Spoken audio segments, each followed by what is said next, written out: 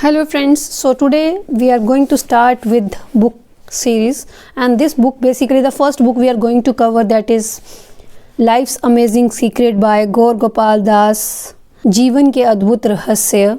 अब इस बुक में हमें जो ये बताती है कि हम कैसे अपने जीवन को बैलेंस तरीके से और जीवन का कैसे हम पर्पस जीवन का फाइंड कर सकते हैं। तो चलिए हम स्टार्ट करते हैं। तो इसके स्टार्टिंग में हम कुछ क्वेश्चंस हैं, जैसे कि क्या आपको कभी चिड़चिड़ापन या निराशा महसूस होती है? क्या आपको कभी ऐसा लगता है कि जीवन आपके अनुसार नहीं चल रहा है? क्या आपने कभी महसूस किया है कि आपके जीवन का एक ऐसा महत्वपूर्ण हिस्सा भी है जिस पर ध्यान देने की आवश्यकता है? अगर इनमें से किसी भी या सभी सवालों का जवाब हाँ है, तो ये एक संकेत है कि शायद आपका जीवन संतुलित नहीं है। जीवन का रहस्य है उस संतुलन को ढूंढना, बहुत ज़्यादा भी नहीं, बहुत कम भी नहीं। जैसे चार पहियों पर एक कार संतुलित होती है, वैसे ही हमारे जीवन के चार महत्वपूर्ण क्षेत्र होते हैं जिन्हें संतुलित करना आवश्यक होता है। वो चार महत्वपूर्ण क्षेत्र हैं: हमारा व्यक्तिगत जीवन, हमारे संबंध, हमारा कामकाजी जीवन और हमारा सामाजिक योगदान। इस हम सीरीज़ में, इस वीडियो में हम इन सब चार पोर्शंस की बात करेंगे। फर्स्ट हमारा है व्यक्तिगत जीवन, दैट इज़ पर्सनल लाइफ। अब हम इसको चार व्हील्स में डिवाइड करेंगे। हमारा फर्स्ट व्हील है पर्सनल लाइफ। पर्सनल लाइफ के अंदर हम तीन चार चीज़ों की बात करेंगे। इसमें फर्स्ट है ग्रोइंग थ्रू ग्रैटिट्यूड। लाइफ में प्रॉब्लम्स के साथ डील करना और उनको किस तरीके से डील करना हमारे पे डिपेंड करता है। अगर हम पॉजिटिविटी के साथ लाइफ की प्रॉब्लम्स को डील करते हैं तो भी उनका सोल्यूशन वही निकलेगा, अगर हम उनको नेगेटिविटी के साथ डील करते हैं। समस्याओं को निपटने के लिए हमें पॉजिटिव सोच रखनी चाहिए। सोचें जैसे कि क्या मैं जिस स्थिति में हूँ उसके बारे में कुछ पॉजिटिव है। पॉजिटिव होने का मतलब ये नहीं है कि हम नेगेटिविटी को नज़रअंदाज करें। हमें पॉजिटिविटी पर ध्यान देते हुए नेगेटिव स्थितियों को एक क्रिएटिव वे से निपटना चाहिए। ग्रैटिट्यूड जीवन की वह स्थिति है जो हमें पॉजिटिविटी को देखना सिखाती है। यह इस अनुभूति से आती है कि दुनिया में अच्छाई है और उसमें से कुछ अच्छी चीज़ें हमारे साथ हैं, और वो अच्छी चीज़ें बस बेसिकली आती हैं रियलिटी से। चेतना की वह अवस्था हमें पॉजिटिविटी के साथ जोड़ देती है। यहाँ तक कि मुश्किलों और दुखों के टाइम में भी हम आंतरिक शक्ति अनुभव कर सकते हैं, बट ऐसा तब होता है जब हम अपने मित्रों और परिवारजनों के लिए, उनके समर्थन के लिए अपना ग्रैटिट्यूड शो करते हैं। नेक्स्ट है प्रेस पोज। हमें अवश्य ये सीखना चाहिए कि हमारा विराम बटन कैसे दबाएं। जिसके प्रति हम अपना ग्रैटिट्यूड शो कर रहे हैं उस पर चिंतन कैसे करें। ये कहना सही नहीं है कि हम इतने व्यस्त हैं कि हम ग्रैटिट्यूड भी शो नहीं कर सकते हैं। अगर हम पॉज नहीं लेते हैं तो अपने जीवन के अंदर कितने सुंदर पलों को खो देंगे। ग्रैटिट्यूड का रास्ता इतना आसान है और ग्रैटिट्यूड का अभ्यास करने के रास्ते हैं जैसे कि उस अच्छाई को पहचाने जो हमारे लिए की गई है और आपका शुक्रिया कहें। ग्रैटिट्यूड केवल एक भावना नहीं है, ये जीवन जीने का तरीका है जिसे सीखा जा सकता है, जिसका अभ्यास किया जा सकता है। हमें ग्रैटिट्यूड के अभ्यास के लिए समय की प्राथमिकता तय करनी चाहिए। इसके लिए कई रास्तों में से एक रास्ता है अपना ग्रैटिट्यूड लॉग लिखा जाए। बेसिकली हम जिन चीज़ों के लिए भगवान का थैंक यू है, हम किसी पर्सन का थैंक यू हैं, हमें अपनी डायरी लगानी चाहिए, जिसलिए हमें दिन में, शाम को, रात को सोने से पहले लिखना चाहिए कि हम किस किस लोगों को आज के दिन में हमारी किसने हेल्प करी है, कितने लोगों को दिन में हम थैंक यू कहना चाहते हैं, भगवान को हम किन किन चीज़ों के लिए थैंक यू कहना चाहते हैं। नेक्स्ट है हमारे पास वाई वरी। चिंता क्यों करें? जीवन में कुछ चीज़ें हमारे नियंत्रण से बाहर हैं। जब हम उस स्थिति में होते हैं तो हम पूरी तरह से हारा हुआ महसूस करते हैं, क्योंकि हमने अपनी कैपेबिलिटीज़ के अनुसार सभी प्रयत्न कर चुके हैं, लेकिन वह व्यर्थ हैं। व्हाट्सएप के फाउंडर को ट्विटर और फेसबुक में आवेदन करने से नौकरी नहीं मिली। भविष्य में ऐसा होना उसके पक्ष में था। अतः किसी एक समय में जो हमें बुरा लगता है वह हमारे लिए सर्वश्रेष्ठ भी सिद्ध हो सकता है। जीवन में बहुत सारी परिस्थितियां बनती हैं जो हमारे नियंत्रण से बाहर होती हैं। सोचिए, क्या यह मेरे नियंत्रण में है?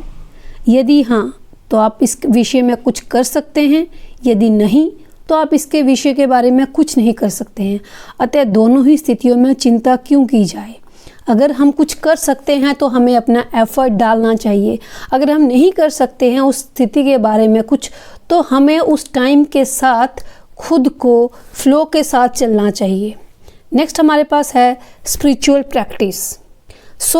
हमने पहले अपने 3 पॉइंट काउंट किए हैं। वो हमारा है growing through gratitude, press pause, why worry. Next है हमारा स्पिरिचुअल प्रैक्टिसेस।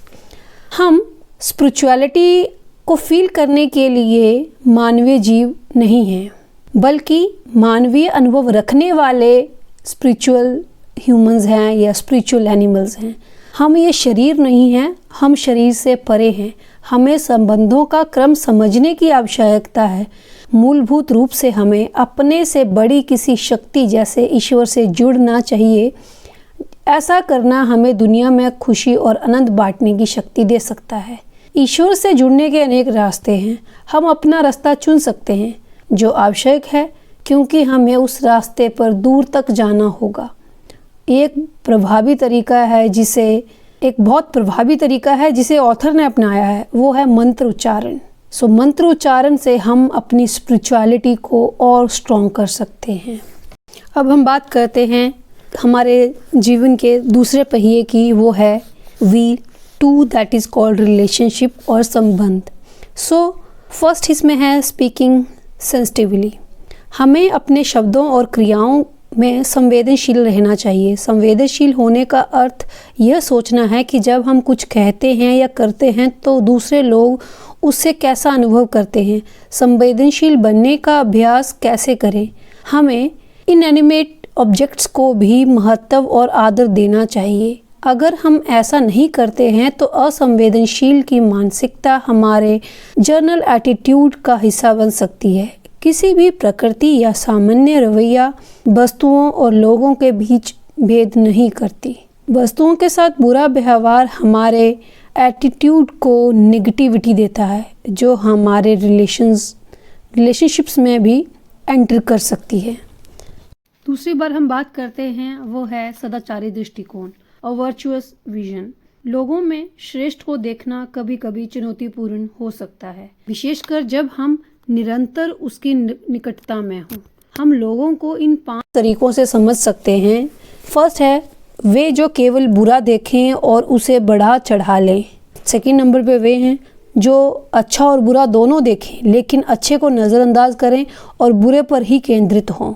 तीसरे, वह जो अच्छा और बुरा दोनों देखें और दोनों के प्रति न्यूट्रल रहें। फोर्थ पे वो हैं जो अच्छा देखें और बुरा दोनों ही देखें, लेकिन अच्छे पर केंद्रित होना चुनें और बुरे को नज़रअंदाज करें। पांचवें पर वो हैं जो अच्छा देखें और उसे बढ़ा चढ़ा कर प्रेजेंट करें। आदर्श स्थिति चौथी अवस्था है जिसमें संबंध अच्छे होंगे। चौथी स्थिति में पहुंचने के लिए निरंतर कड़ी मेहनत और अभ्यास करना चाहिए। वह स्थिति वो है जहां पे हम अच्छे और बुरे को दोनों को देखें, लेकिन हम अच्छे पर केंद्रित होने को अपना बेसिकली एक पॉइंट चुनें और नेगेटिव चीज़ों को हम थोड़ा नज़रअंदाज करें। नेक्स्ट हमारे पास है करेक्टिंग कॉशियसली, सतर्कतापूर्वक सुधार। गुस्से में कही गई बातें हमारे संबंधों को नष्ट करती हैं, अतः हमें ऐसा करने से बचना चाहिए। अगर हमें करेक्टिव फीडबैक देने की ज़रूरत पड़े तो हमें ऐसा करने से पहले प्रशंसा और विश्वास का निवेश करना भी ज़रूरी है। करेक्टिव फीडबैक एक ऐसी कला है जिसके 4 सिद्धांत हैं, जिसके लिए हमें स्वयं से पूछना चाहिए, क्या करेक्टिव फीडबैक देने के लिए मैं सही व्यक्ति हूँ? क्या मेरे पास करेक्टिव फीडबैक देने का सही मोटिव है? क्या मुझे करेक्टिव फीडबैक देने का सही तरीका पता है? क्या मैं इस कार्य के लिए यह समय सही है? इन 4 प्रिंसिपल्स का स्मूथ इम्प्लीमेंटेशन समय लेता है, क्योंकि असंवेदनशील होकर करेक्टिव फीडबैक देना बहुत सारे लोगों के लिए एक एडिक्शन बन जाता है। नेक्स्ट हमारे पास है फॉरगिवनेस, क्षमाशीलता। क्षमाशीलता के जिन सिद्धांतों से हमें परिचित होना चाहिए वह हैं, first of all look at the situation, परिस्थिति से आगे देखिए, and look beyond the situation. अगर आप किसी के शब्द से आहत हुए हैं तो ये समझने का प्रयास करिए कि उसने वे शब्द क्यों बोले। जब हमारे साथ कठोरतापूर्ण कोई भी व्यवहार करता है तो ज़्यादातर समय में वो खुद परेशान रहे होते हैं। उनको एम्पैथी चाहिए उस टाइम पे। घटना को व्यक्ति से अलग कीजिए। गुस्से में यह कहना कि मैं गलत हूँ या तुम गलत हो, अपराध की भावना से ग्रसित होने की बजाय मैं, हमें और तुम को बीच में से निकालकर गलत के साथ निपटना चाहिए। नेक्स्ट हम बात करते हैं वो है हायर पर्पस। क्या हम महानता के सिद्धांत पर किसी को क्षमा कर सकते हैं? जैसे पति ने पत्नी को माफ कर दिया क्योंकि वह उसे प्यार करता था और उनके अपने समुदाय और पुत्र के प्रति कर्तव्य थे। यदि आप चुनते हैं तो इस रास्ते में सहयोग और समय लगेगा। ऐसा कुछ भी नहीं है जो रातों रात हो जाएगा। नेक्स्ट हमारे पास है जस्टिस। व्यक्तिगत स्तर पर हम उस व्यक्ति को माफ़ कर सकते हैं जिसने हमें पीड़ा दी है, लेकिन सामाजिक स्तर पर सख्त न्याय प्रणाली होनी चाहिए ताकि ऑर्डरली समाज का निर्माण हो सके। कोई भी व्यक्ति ऐसा नहीं है जो कानून तोड़कर क्षमा के नाम पर बच जाए। नेक्स्ट हमारे पास है संगति महत्वपूर्ण है, एसोसिएशन मैटर्स। हमारी संगति किस प्रकार की है यह हमारे जीवन पे बहुत प्रभाव डालता है। हमारी संगति प्रबल होती है, यह हमें ऊंचा उठा सकती है या नीचे गिरा सकती है। सामान्य व्यवहार वह है जो ज़रूरत भर के कामों के लिए किए जाते हैं और बिल्कुल स्वाभाविक होते हैं। घनिष्ठ व्यवहार वस्तुओं, भोजन, विचारों, मूल्यों और धारणाओं के आदान प्रदान के माध्यम से बनते हैं। हमारी जीवन शैली पर दूसरे व्यक्ति की आदतों की अपेक्षा मूल्यों का प्रभाव अधिक पड़ता है। जो थर्ड पहिया है हमारे जीवन का वो है वर्क लाइफ, कामकाजी जीवन। कामकाजी जीवन को हमें कैसे बैलेंस करना है? इसके लिए हमारा फर्स्ट पॉइंट है कंपटीशन क्रॉस रोड। प्रतिस्पर्धा के चौराहे पर हम खुद को कैसे डील करें, खुद को कैसे हम कंटेंट रखें। अनहेल्दी कंपटीशन के दो कारण होते हैं। पहला किसी से द्वेष रखना, दूसरा अनियंत्रित महत्वाकांक्षा, अनकंट्रोल्ड एम्बिशंस को रखना। हम जीवन में उन लोगों से कंपटीशन करते हैं जिनकी कुशलता और दृष्टिकोण हमारे जैसा ही होता है। जब दूसरे व्यक्ति की कुशलता का हमारे जीवन पर कोई प्रभाव नहीं पड़ रहा होता, हम शायद ही कभी दबाव महसूस करते हैं। स्पर्धा जीवन के प्रत्येक क्षेत्र में मिलती है, जैसे खेलों में, व्यापार में, राजनीति में और कार्यस्थल पर। हेल्दी कंपटीशन स्वयं से ही स्पर्धा करना होता है, न कि अन्य लोगों से। स्वयं का बेहतर वर्जन बनने के लिए हमें खुद से कंपटीशन करना चाहिए। वर्क प्लेस पर राजनीति हमेशा ही रहेगी, हमें इसको स्वच्छ तरीके से संभालना सीखना होगा। नेक्स्ट है हमारे पास सेल्फ डिस्कवरी, आत्म खोज। हमारे लिए क्या मीनिंगफुल है और किस पर हमें अपना समय लगाना चाहते हैं, जानने के लिए हमें खुद को समझना होगा। ऐसा अपने उद्देश्यों को समझकर किया जा सकता है, जिसके लिए डेडिकेशन, पेशेंस होना ज़रूरी है। अपने उद्देश्यों को खोजना बहुत रोमांचक होता है। जैसे किसी का उपहार को खोलना आनंद का अनुभव देता है। जीवन में उद्देश्य तक पहुंचना एक यात्रा है, कोई घटना नहीं है। जापानियों के पास एक मॉडल है जिसे इकागाई या जीने का कारण कहते हैं। इसे 4 विशेषताओं से बनाया गया है जिसे हमें समझने की ज़रूरत है। हम क्या पसंद करते हैं, हम किस कार्य में कुशल हैं, दुनिया को किस चीज़ की ज़रूरत है, हमें किस कार्य के लिए धन मिल सकता है। अगर हम उम्र में बड़े हो चुके हैं तो हमने अब तक जीवन में अपने उद्देश्य का आकलन किया है या नहीं किया है, तो हम इस सिद्धांत का अनुसरण कर सकते हैं। जो करना पड़ रहा है उसे पसंद करो और वह भी करो जो करना पसंद है। तीसरा पॉइंट है हमारा डिकोडिंग स्पिरिचुअलिटी एट वर्क, कार्यस्थल पर अध्यात्म की व्याख्या। जब स्पिरिचुअल दिमाग वाला व्यक्ति होने और दुनिया में सफल होने की बात आती है तो कई गलतफहमियां होती हैं। पहली है कि स्पिरिचुअलिटी हमारी एम्बिशंस को हासिल करने के उत्साह को मार डालती है। यह गलत है, क्योंकि स्पिरिचुअलिटी केवल हमारे लक्ष्य को प्राप्त करने के उद्देश्य को बदल देता है। यह हमें ऐसा बताता है कि हम बहुत बड़ी सफलता प्राप्त करना चाहेंगे ताकि हमारे पास दूसरों की सहायता करने के लिए संसाधन हो। गीता में श्री कृष्ण और अर्जुन की कथा इस विषय में बहुत कुछ समझाती है। दूसरों की मदद करने के लिए लड़ें और हासिल करें, लेकिन आंतरिक रूप से अपने निजी जीवन में संतुष्ट रहें। दूसरी की आध्यात्मिक लोग अपने मूल्यों के कारण व्यापार में पीछे छूट जाते हैं। जितना हम चाहें उतना धन अर्जित कर सकते हैं और सेवा में उसका उपयोग कर सकते हैं, फिर भी हमें उसकी क्षमता के प्रति सतर्क होना चाहिए, क्योंकि वह हमें हमारे उद्देश्य से भटका रहा है। सत्य, निष्ठा और चरित्र, इंटीग्रिटी और करेक्टर। गुड करेक्टर जीवन बदलने वाला होता है। यह हमारे कार्यों से संबंधित है, हमारे शब्दों से नहीं। चरित्र विकास के सिद्धांत हैं विचार, आचार, प्रचार। विचार यह जीवन दर्शन या फिलॉसफी जिसका हम पालन करते हैं, हमें इसे सीखना चाहिए।